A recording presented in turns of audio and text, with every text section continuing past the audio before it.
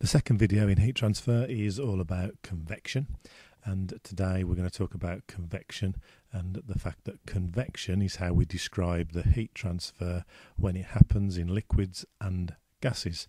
And we need to just consider why this happens and look at something called density. Okay, what happens as a fluid is heated? First of all, the word fluid covers both liquids and gases. This is because, if you think back to year 7, liquids and gases can both flow. So they behave in quite similar ways. They're quite distinctly different to solids. So we call them both fluids. Okay, so what happens to the particles in a fluid when it is heated? Here we've got our fluid being heated, and we can see the difference between this diagram and this diagram is that the particles or atoms are moving around much more. They've become less dense. So how do we know they've become less dense? Well, this area here that the mouse is going around, that area contains all of the particles. So there's quite a lot of particles in a small area. If we compare it to the diagram over here, this area now contains the same particles. So this is a bigger area, so there are less particles per unit area. If we compared the number of particles, say, in a little square, then here in the corner we can say there's one particle, whereas here in the same size square you'd have 3 or 4 particles. If I just draw on the screen to show that, if we imagine, say, in this, if we had this quarter, or it's not that size square, not really a quarter, and compared it to this size square, then you'd see we've only got 2 and a bit particles here, whereas here you've got 1, 2, 3, 4, 4.5, maybe 5 particles. So this is the idea of density. Density is how many particles there are in a particular area. So the heated fluid particles gain energy, so they move about more and spread out. The same number of particles now take up more space, so the fluid has become less dense. This is a nice diagram that's showing that. If we imagine here that we were heating this fluid, then in this square we've got lots of particles, in this square we've got less particles, and in the top square we've got the fewest. So the warmer regions of fluid are less dense than cooler regions of the same fluid.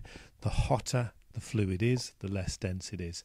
If something's less dense, it means it will rise, and if it's more dense, it will sink.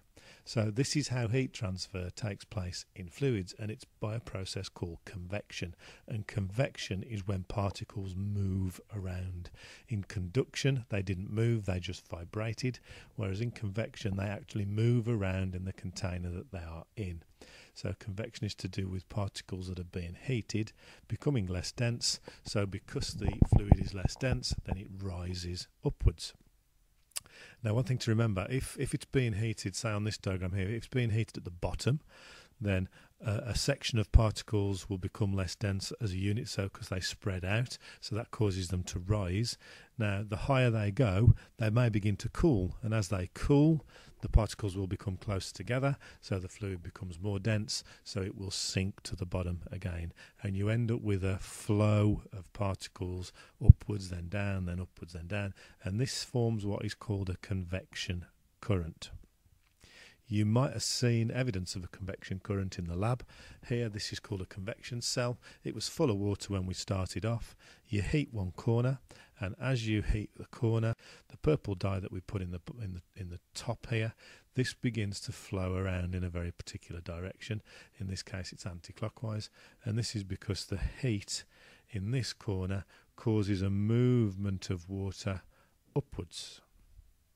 Okay, in this diagram, or in this example, this is how mines are ventilated. You've got to get oxygen down there to breathe, and the way this works is if you had a simple mine here with like 2 shafts, there's a shaft down here and a mine shaft going upwards here, then if you light a little fire, and in the lab you saw a candle, if you light a candle underneath the first chimney, then what's going to happen is that the air will rise because it's being heated, becomes less dense.